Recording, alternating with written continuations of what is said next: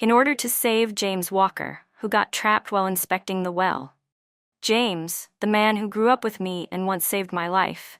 I threw caution to the wind and used wooden planks to block the falling dirt. In the end, he was rescued. One of his legs was injured, and he had quite a few surface wounds. But I was caught in the impact of the collapse and almost ended up disabled. Because of the gossip in the village and pressure from the nearby town, he reluctantly married me. Damn it, if I'd known that saving him would mean being stuck with Rachel Chen for the rest of my life, I might as well have let the dirt bury me back then. At least I could have been with Lily Sanders. My heart sank to rock bottom. After we got married, all he ever thought about was his beloved Lily, the white moonlight he could never forget. Even our children believed I had forced him into marriage by using the fact that I saved his life. They thought I ruined his chance to be with his true love, that I was the reason he spent his life depressed and full of regret. Eventually, they sent me to a remote nursing home, completely abandoned me, and I died there alone. When I opened my eyes again, I was back on the day he went down the well. This time, I stood at the back of the crowd far away. This life, whoever you want to be with, go. James had a tough job ahead of him that day, both climbing poles and going underground. He needed to be careful. Safety was the most important thing. It was okay to take it slow, just don't take risks. He was wearing his electrician's uniform and hard hat, with his tools hanging from his belt, about to climb a utility pole. His movements were quick and agile. He was known throughout our area as a talented young electrician working for a state-owned company, with a decent salary by small-town standards. I stood among the crowd of villagers, watching James prepare for his work from a distance. My palms began to sweat, not out of worry for him, but out of disgust for the foolish and pathetic version of myself from my past life. These were the same hands that he would one day point at and call a nuisance. This was the same man who would one day look me in the eyes and say that marrying me was the biggest mistake of his life. Around me, I could hear the familiar voices of the villagers offering their usual warnings. In that moment, my foggy mind suddenly cleared. This scene, these voices, they were seared into my memory. I had been reborn. Back to the 1990s. Back to the day James Walker went down that well. The day I recklessly rushed forward. In my previous life, James had first run into a minor issue while working up high. Then he had to go underground to inspect the well. Suddenly, the earth collapsed. I dashed forward, trying to use my body and some wooden planks to block the falling soil, hoping to buy him some time. Though I couldn't fully stop the collapse, I did lessen the impact.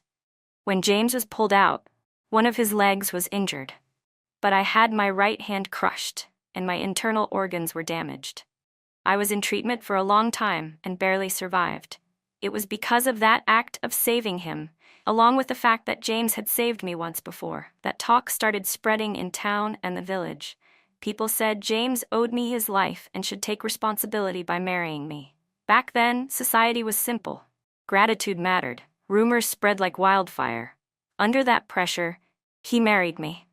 At the time, I was still foolish enough to believe that, at the very least, he'd treat me well out of gratitude. But on our wedding day, I overheard him secretly calling Lily from the break room at the power plant, crying and saying, "Lily, I'm sorry.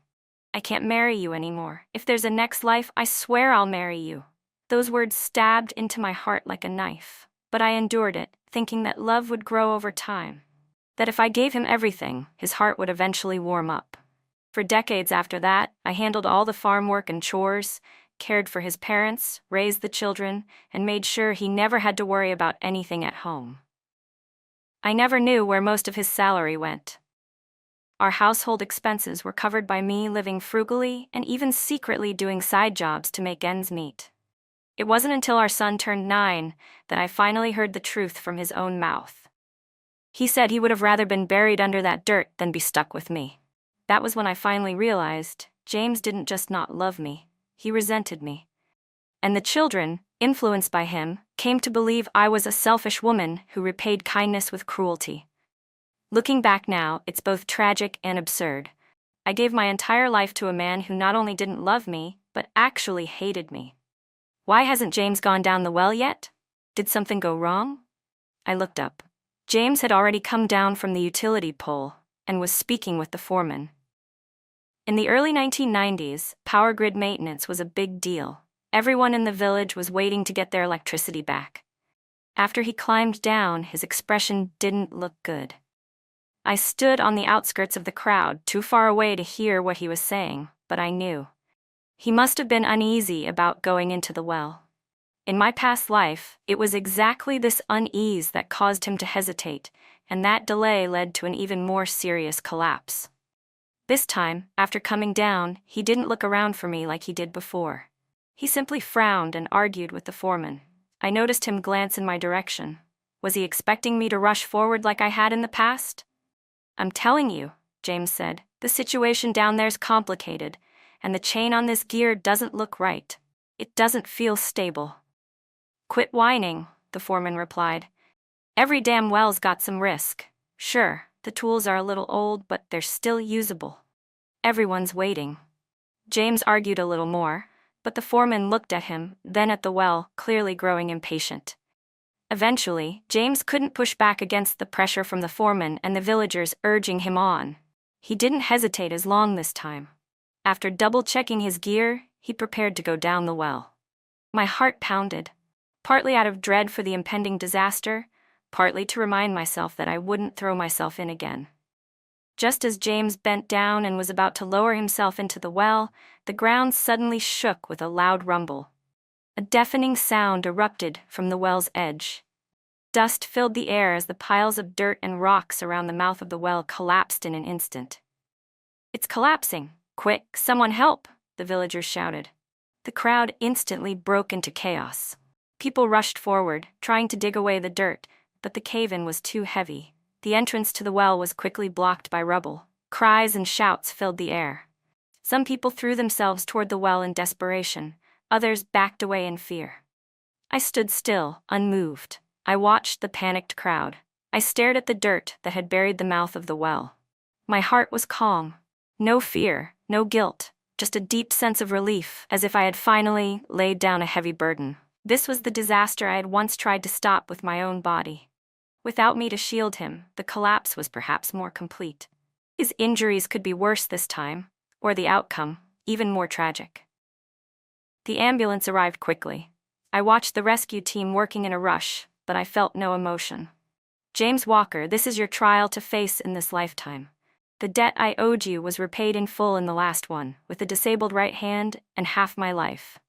I turned and walked away from the scene. Behind me were shouts and the sound of frantic digging. I made my way to the town's post office. In the early 90s, college admission letters were still sent through the mail. In my past life, my acceptance letter had arrived. But I was unconscious in the hospital after trying to save James. By the time I woke up and went to claim it, it had already been given to someone else, assumed abandoned. I couldn't let that tragedy repeat itself. "Rachel Chen, right? Congratulations, you got into college. You're the only one in our town this year who made it into a full degree program." That sentence hit me like lightning. The only one in town? But in my past life, Lily Sanders had also gotten into college. Had the butterfly effect changed something? I didn't have time to think about it. My hands trembled as I took the thin envelope. I gripped the admission letter tightly in both hands. It wasn't just a piece of paper. It was my limitless future. "Rachel Chen, this is a huge deal," the clerk said warmly. "You need to cherish this opportunity." I nodded again and again, my heart overflowing with gratitude and relief. I was thankful to have been reborn. Thankful I didn't repeat my past mistakes. Clutching the acceptance letter, I didn't go home right away. Instead, I went to the town's credit union and withdrew the small amount of money I had secretly saved over the years. It wasn't much, but it was my foundation. My confidence. When I got home and told my parents the good news, they were so excited they nearly burst into tears. My father's hands trembled as he took the letter, reading it over and over. My mother hugged me and cried for a long time, saying I was mature and had made them proud. That night, our family invited the neighbors from our alley over for a meal to celebrate my college admission. In the early 90s, getting into college was a truly prestigious achievement. It was a moment of honor for the entire family. During the meal, someone mentioned James Walker. Hey, I heard James had an accident. The well collapsed and he got buried underneath. When they finally got him out, his leg was broken and he had internal injuries too. They sent him to the county hospital. Such a pity. He was such a promising young man. It could have been worse if anyone else had gone down with him. I listened to all this gossip without the slightest ripple in my heart. My mother noticed my still expression and glanced at me but said nothing. She didn't know about what I had gone through in my previous life. In my parents' eyes, James Walker was the man who had once saved my life. My acceptance into college was a joyous event, while his accident was a tragedy. After dinner, the neighbors gradually left. I held on to my acceptance letter, already starting to plan for college. My dream was finally about to come true. Just then, a loud commotion erupted outside. You can't stop me. I need to see Rachel Chen. It was James's parents. They burst into our yard, their faces streaked with tears and twisted with fury. Rachel Chen, how could you be so heartless? His mother screamed. James had an accident, and here you are throwing a party. I set down the acceptance letter, I hadn't even had time to put away, and forced down the disgust rising inside me. Mr. and Mrs. Walker, I said calmly, what happened to James was an accident. I'm truly sorry, but getting into college is something worth celebrating. Why shouldn't I? Sorry? And you still have the nerve to celebrate. Mr. Walker stepped forward, his voice rising. James is seriously hurt, his leg's broken, and we don't even know if he'll ever walk properly again. You think being a college student makes you better than everyone else? Something like this happens, and you can't even go see him? You should be by his side. This kind of moral blackmail had dominated my life in the last lifetime. I was immune now. Sir, he's in the care of doctors and nurses, I replied. He doesn't need someone like me hovering around. Someone like you? Mrs. Walker shrieked. You're saying you're just some outsider? James went down that well for whom, huh? Wasn't it to restore power for everyone? If someone had just lent a hand at the time, maybe this wouldn't have happened. Her words carried a clear implication, but I refused to take the bait. He went down there because it was his job, I said. Anyone else would have done the same. And the collapse happened suddenly. No one could have predicted it. The rescue team arrived, and they're more than capable. I kept my response measured and to the point. But Mrs. Walker grew even more agitated. Rachel Chen, you have to have a conscience. Did you forget all the things James did for you? If it hadn't been for him back then, you wouldn't even be alive today. How much does he have to do for you before you're grateful? My parents' expressions changed the moment they heard that. They knew James had saved me once, but they had no idea about what happened during the well collapse. They had always assumed James Walker only suffered minor injuries during that collapse. They had no idea how seriously I had been hurt, and even less about how fiercely the villagers had pressured him to repay the favor. I decided it was time to reveal part of the truth.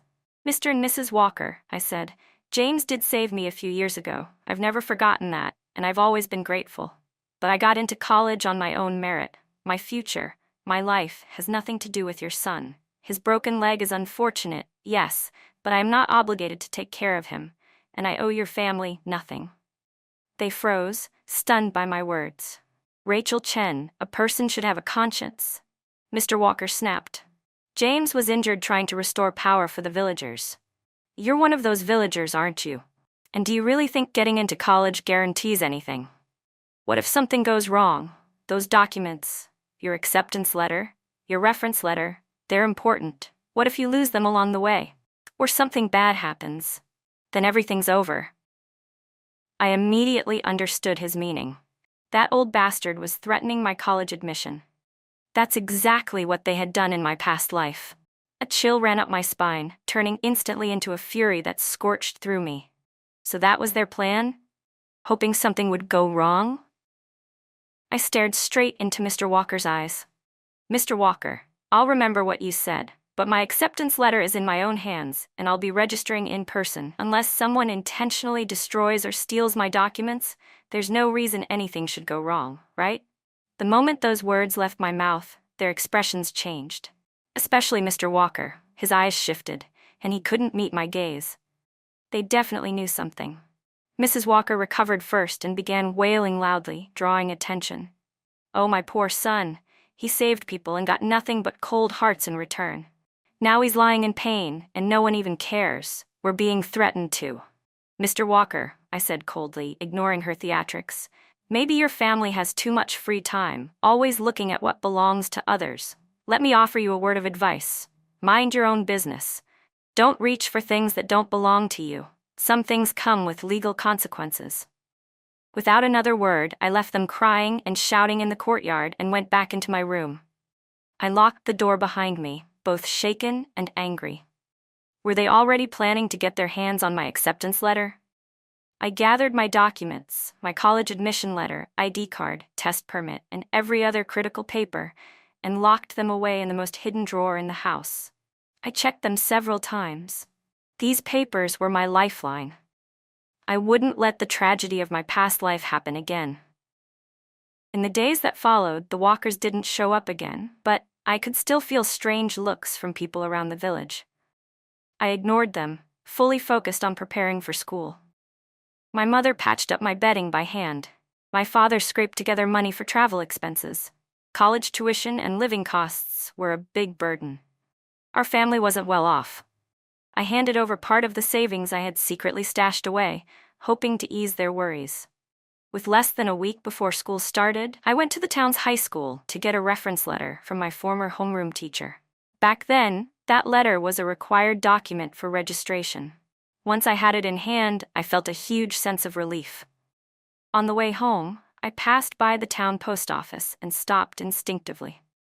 I stood outside, debating whether to go in and ask if there were any letters for me.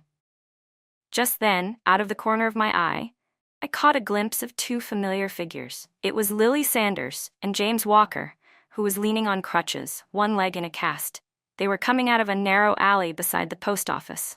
Lily was holding James's arm as they talked quietly. "James," she said softly, "if this works out, I'll finally be able to go to college. When I graduate, I'll find a good job, and we won't have to worry about money anymore." James, leaning on his crutch, looked pale, but he gave a faint, cold laugh. That brat Rachel Chen really thinks getting into college makes her some kind of phoenix rising from the ashes? James Walker sneered. "Thinks she can just shake me off? In her dreams. That spot should have been yours all along, Lily." He scoffed again. "Honestly, what happened to her before? She had it coming, and now she doesn't listen? Fine, I'll make sure she learns what happens when she crosses me." Lily Sanders chuckled beside him. "James, you're the best. Rachel would never expect we had this trick up our sleeves." I stood frozen behind a large tree at the edge of the alley, ice filling my veins like I'd fallen into a frozen lake. It felt like a hammer had slammed into my head. Suddenly, memories of my previous life came crashing back. How James had forged my household registration documents made it seem like I'd given up my college admission and let Lily take my spot. So that was how it happened. It had been their scheme all along. If I hadn't been reborn, would they have pulled it off again? These two shameless liars, how dare they? They actually still had the nerve to go after my college spot. I waited until they were out of sight, then rushed into the post office. The atmosphere inside felt a little off. Several staff members were gathered together, whispering about something. I quickly approached the man who'd helped me pick up my acceptance letter before. "Excuse me," I asked urgently, "has there been any mail or documents for Rachel Chen recently? Did anyone come asking about me?" He glanced at me, hesitating. Before he could answer, an older woman nearby, Ms. Lee, spoke up firmly. "Xiao Wang, tell her the truth. This child is our town's hope. We can't let anyone ruin that." Wang sighed and looked at me seriously. "Rachel, it's good you came just now. Earlier today, a man on crutches and a young woman came by asking about you. They wanted to know if you were really going to college, and asked where your registration form and reference letter had been sent or stored." My heart jumped into my throat. What were they trying to do? They didn't say why. Wang continued. But they asked a lot of detailed questions. The woman even asked whether a student could still enroll if the documents got lost or went missing. Ms. Lee added, "After they left, I told a friend about it. He used to work in admissions. He said this kind of thing sounds fishy. You need to keep your documents safe, Rachel." The reference letter is especially important. It's not easy for someone from our little town to get into college. People might get jealous and try something nasty. My head buzzed, so I was right. James and Lily hadn't given up. They were planning to use underhanded tricks again to steal my chance. They hadn't been able to get the information they wanted from the post office, but that just meant they might try something else. Maybe sneak into my house, or sabotage me on my way to the county for registration. I thanked the staff and hurried out of the post office. On the way home, my thoughts raced. My registration form had already been sent to the school, but my reference letter and acceptance letter were still with me, locked up at home. I had to protect them. I couldn't let my future be destroyed again like it was in the last life. But I wasn't going to just sit around waiting this time. Even though legal awareness in the 90s wasn't as widespread as today, destroying or stealing important documents, or deliberately sabotaging someone's future, was still a punishable offense. I lifted my head, made up my mind, and turned toward the town's police station. There were only 2 officers on duty. I told them everything.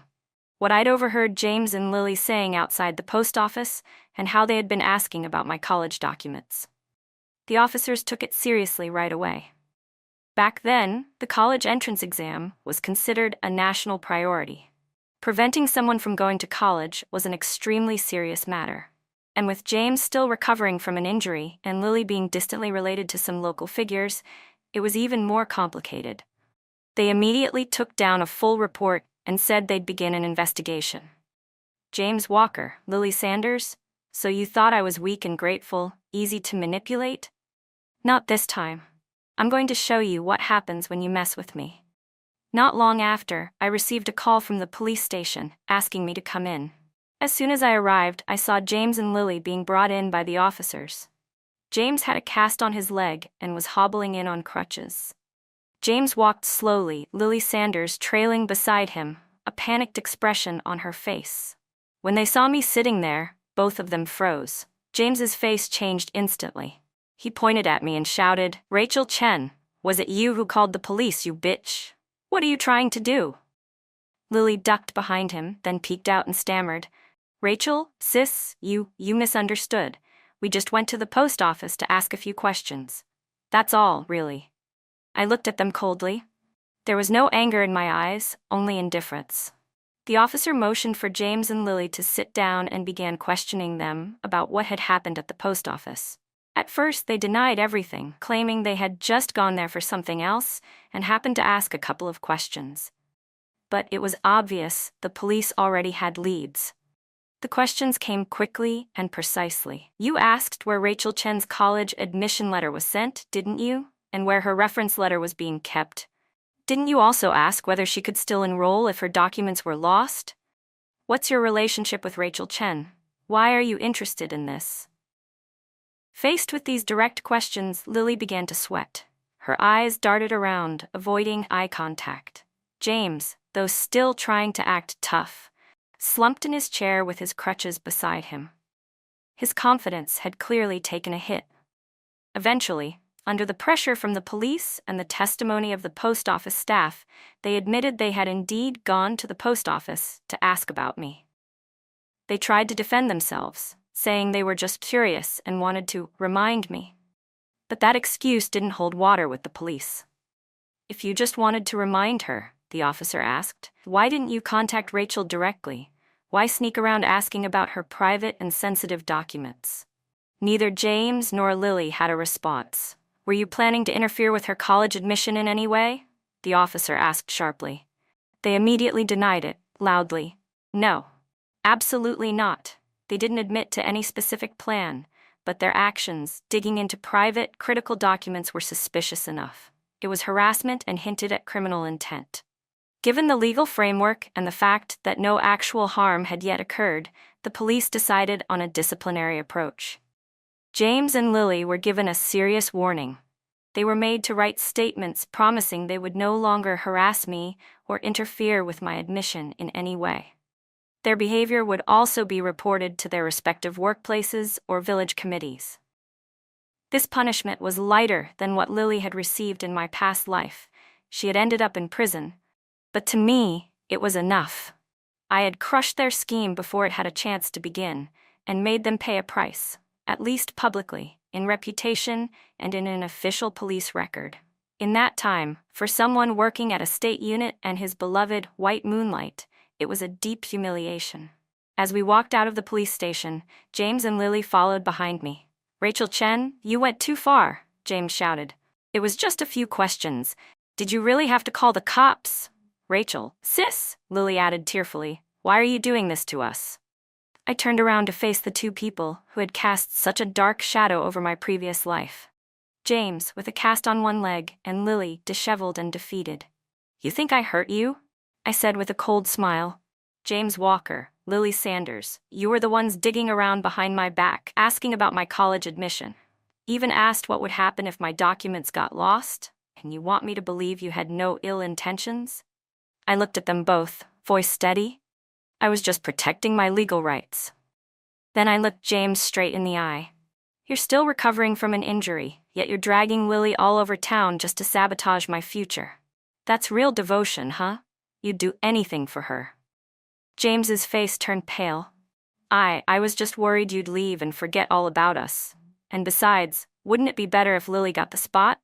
She's more useful than you." "I'm not asking for your judgment." I cut him off sharply. "Whether I'm useful or not isn't for you to decide." I took a step forward and said firmly, "James Walker, Lily Sanders, let me make this clear. No one is going to stop me from going to college. If you dare try anything again, if you so much as think about coming after me, this won't just be a warning. I will make sure you pay a far steeper price." With that, I turned around and walked away, not sparing them another glance. I turned around, straightened my back, and walked away without looking back. James and Lily stood frozen in place, their faces pale, clearly not expecting me to be so firm. Word of the incident at the police station spread quickly through town. Everyone heard how James Walker and Lily Sanders had tried to sabotage my chance to go to college and ended up being reported to the police. The situation escalated to the point that the station got involved. People talked about it non-stop.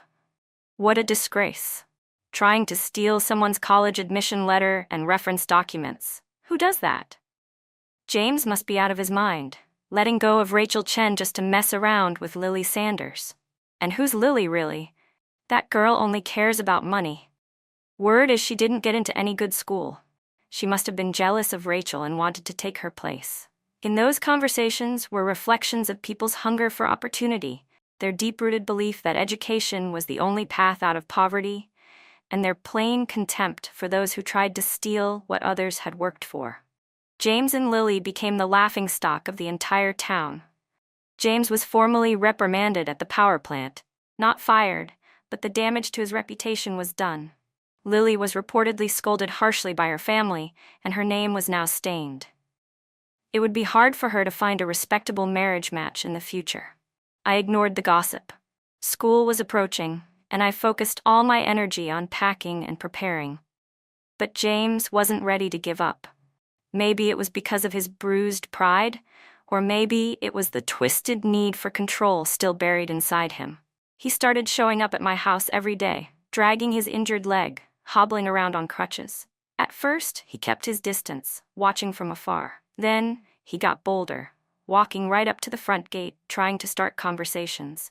I ignored him every time and shut the door in his face. He seemed to think that by lingering and pestering me, I'd eventually soften, just like in the past life. One morning, he actually knocked on our front door. I didn't open it. "Rachel, I know you're mad, but you can't just ignore me," he called. I replied coldly through the door, "James Walker, there's nothing left for us to talk about. Please leave my house." "I brought something for you," he said, not giving up. "Your favorite brown sugar steamed cakes and roast chicken from that new shop in the county." The mention of brown sugar steamed cakes made me pause for a second. In my past life, I really had liked them. But then he brought up the roast chicken from that new place in town, expensive food most families couldn't afford to eat. He was trying to use money to win me back.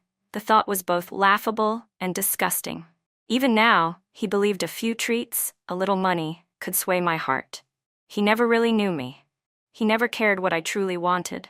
What he called affection was nothing more than inertia from our past or a means to a selfish end. I opened the door. He stood there, balancing on crutches, holding the food in a slightly pathetic state. Lily was nowhere to be seen. "James," I said, "yes, I did love brown sugar steamed cakes. But as for that expensive roast chicken, I can buy it for myself now. I don't need your charity." I pointed at the bags in his hands. "You think those things make up for what you tried to do? You think they can undo the damage of trying to ruin my future? Can you buy that back?" "I didn't mean to ruin anything," he mumbled. Just what?" I cut him off. "Just wanted to make sure your dear Lily had a chance to take my spot. Stop lying to yourself. You couldn't stand to see me succeed." James's face darkened. "You think going to college makes you so special? You don't know anyone out there. What are you going to rely on? I'm injured, and my family needs help. Are you really going to walk away and leave us like this?" There it was, that same selfish, entitled voice I knew from the past, the one that believed everyone should revolve around his needs. Because he was hurt, I was supposed to stay. Because his life was inconvenient, I was expected to give up mine. I laughed, cold, mocking. "James Walker," I said slowly, "why would I need to rely on you? I've got 2 good legs. I, Rachel Chen, am going to live this life on my own terms, on my own feet. My parents are there for each other. They don't need your concern," I said. "And as for you, look at the state you're in. Do you think you still have the right to demand anything from me? And do you really think your accident was just that, an accident?" I stared him down. "Maybe it was fate. Maybe even the heavens couldn't stand watching you anymore, and that's why the cave-in happened. That's why your leg got broken." His face went ghostly pale, fear flickering in his eyes. "What did you say?"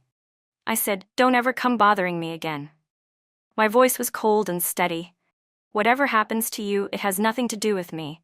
I, Rachel Chen, will live my life far, far away from you." I pointed to the bags in his hand. "Take those things and eat them yourself, or better yet, give them to your Lily Sanders. Isn't she the one who worships money the most?" Before he could react, I slammed the door shut with a bang. He called my name a few more times outside, then pounded on the door in frustration. But when he realized I wouldn't respond, he had no choice but to leave, dejected and humiliated. And I knew this was only the beginning. Men like James Walker, obsessed with control and pride, never let go easily. He wouldn't give up so soon. But the more he clung to me, the more disgusted I became. Finally, the day to leave for school arrived. Carrying the bedding my mother had sewn and the luggage my father had prepared, I boarded the county bus, then transferred onto a green-skinned train headed toward the university that awaited me. The train was slow and overcrowded, but it was full of young people bursting with dreams for the future. I sat by the window, watching the fields race by, my heart brimming with excitement. The dream I'd failed to achieve in my past life was finally coming true in this one. James didn't show up at the station. Maybe his injury made it hard to travel, maybe the police warning kept him in check, or maybe the last thing I said to him finally hit where it hurt.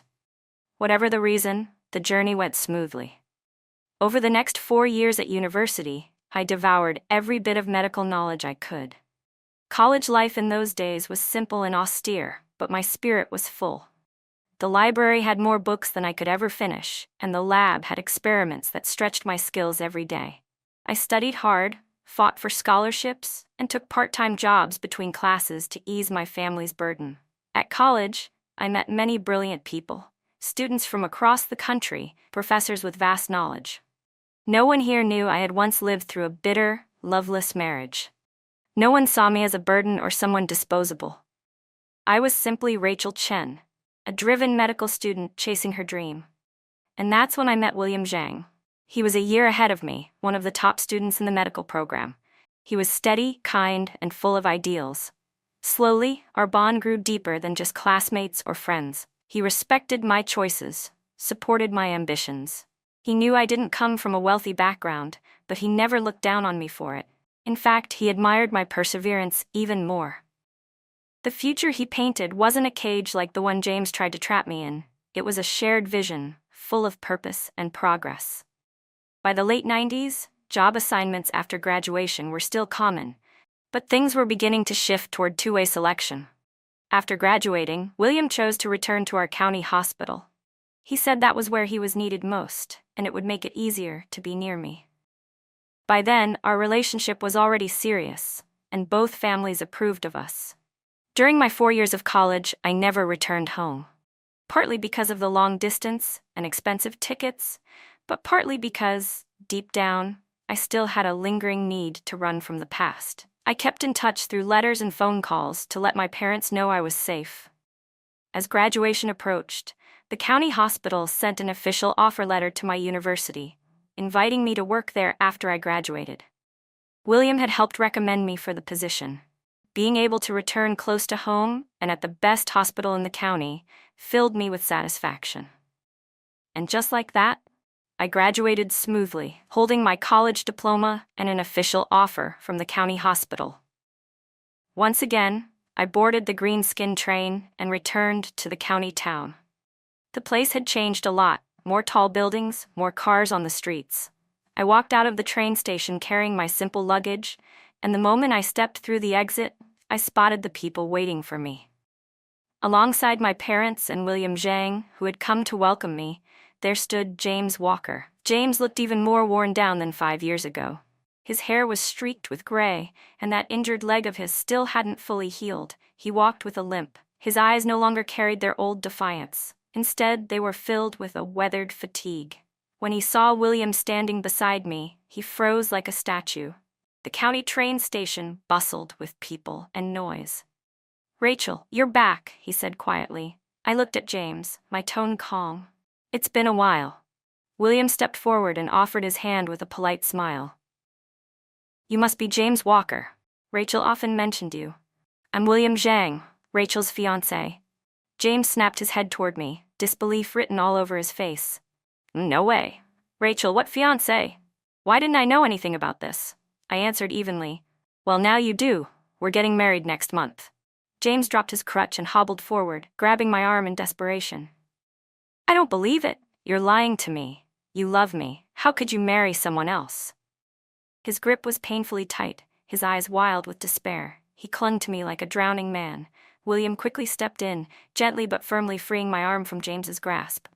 "Mr. Walker, please let go. Rachel is my fiancée now. Please respect that." James glared at William. "Who the hell are you? Rachel should be marrying me. She belongs with me." "James Walker, haven't you realized it yet?" I said clearly, my voice steady. "The only reason I ever saved you was because we used to be childhood friends. But that moment passed. We've had nothing to do with each other for years. You call it love, you say you care, but the only thing you ever really cared about was your pride, your status, and Lily Sanders."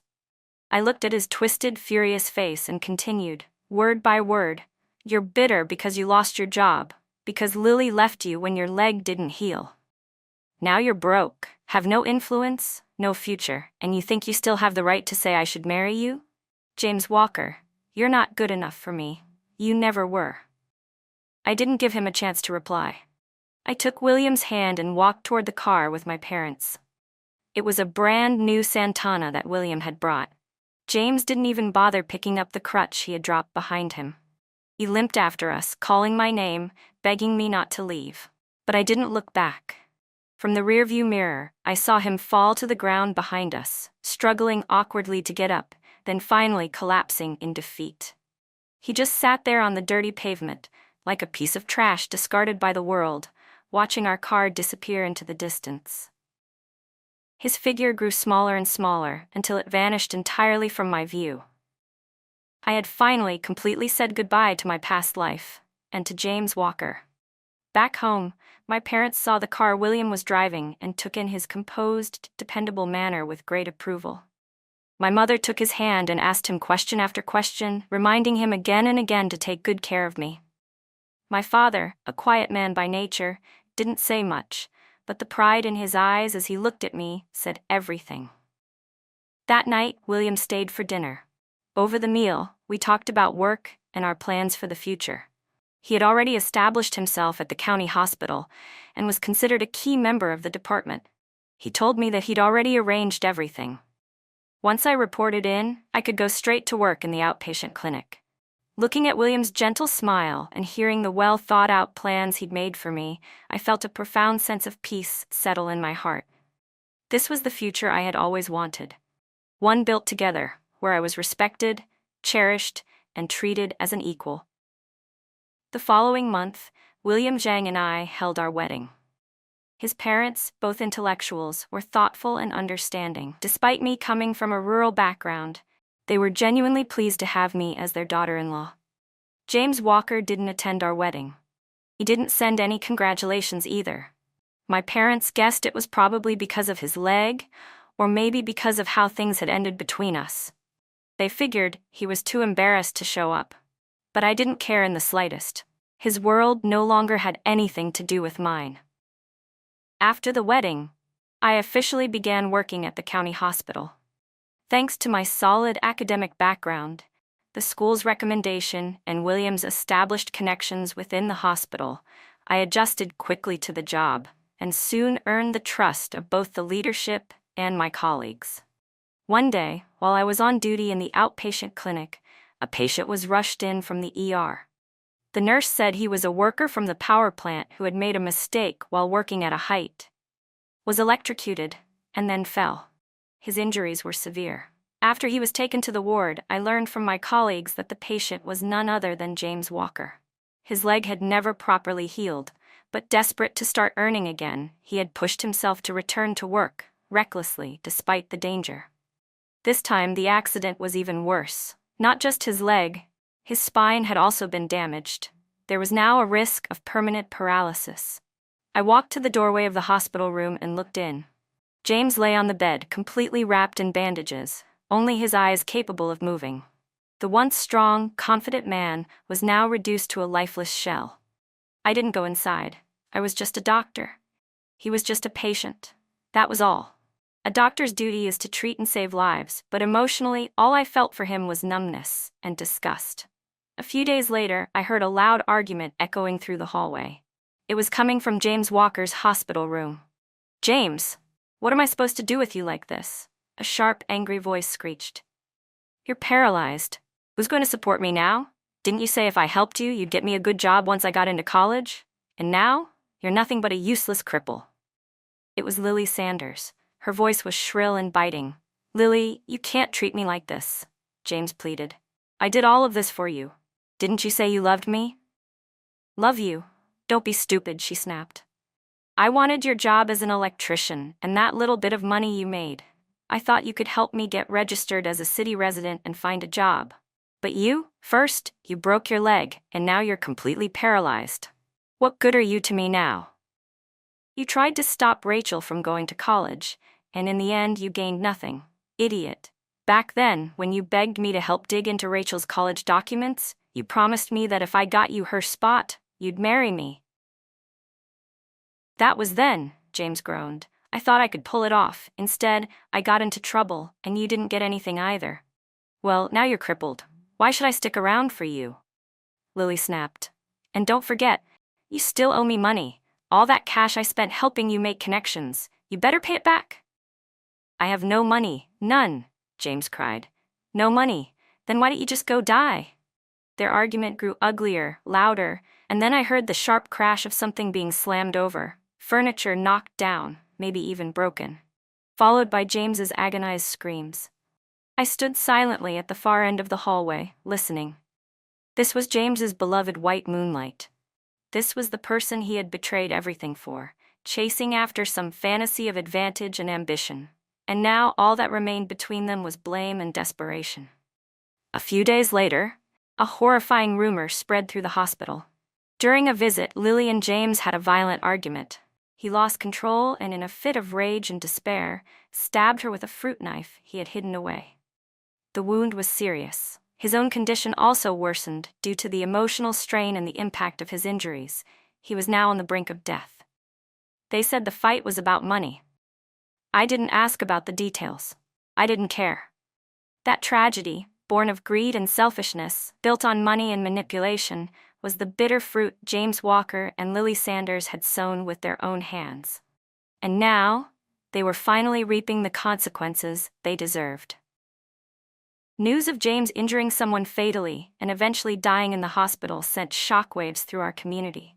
People were stunned, then filled with sighs and lamentations. A man who had once been a respected state-owned enterprise worker had fallen so far. When I heard the news, I felt nothing. I was just a doctor, and they had once been my nightmare. Now they were just a footnote in a hospital ward, a tragedy that had run its course. Meanwhile, life with William only got better. His position at the hospital continued to rise, and I became a core doctor in the outpatient department. Through our joint efforts, we were assigned a small apartment by our unit. It wasn't large, but it was clean, warm, and filled with the comfort of home. In our second year of marriage, I gave birth to a healthy baby. Holding that tiny, soft life in my arms, I felt a happiness I had never known before. My parents were healthy. My family was whole and harmonious. My career was moving steadily forward. All of this was the result of choosing to live for myself after being reborn, and working to change my fate.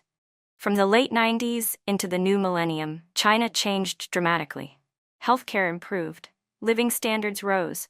Our hospital brought in more advanced medical equipment, and I kept up by learning new technologies. Every now and then I ran into old neighbors from the village. When James Walker or Lily Sanders came up, the conversation was always tinged with pity and disbelief. No one ever mentioned the past between me and James anymore. To them, I was now Dr. Chen, wife of Deputy Director William Zhang, a success story. I never heard another word about James's parents. Maybe they moved away. Maybe life didn't treat them kindly. Either way, they no longer had anything to do with me. My life had changed forever, from the moment I was reborn into the 1990s. I didn't choose to sacrifice myself out of obligation. I chose to protect myself and pursue my future. And it proved to be the right choice. James and Lily had been blinded by greed and self-interest, resorting to anything to get what they wanted. In the end, they lost everything, even their lives. But I, through perseverance and effort, earned the happiness and respect I deserved. There are no saviors in this world. No one is born owing anyone anything. In the end, everyone holds their own fate in their own hands. The wave of change in the 90s gave me a second chance. I seized it, and it changed my life completely. Now all I want is to cherish what I have, to live every day with my husband, my child, and my parents by my side. All the pain from my past life, all the shadows of this one, were finally buried for good with James Walker's death. I, Rachel Chen, had finally become the woman I was meant to be.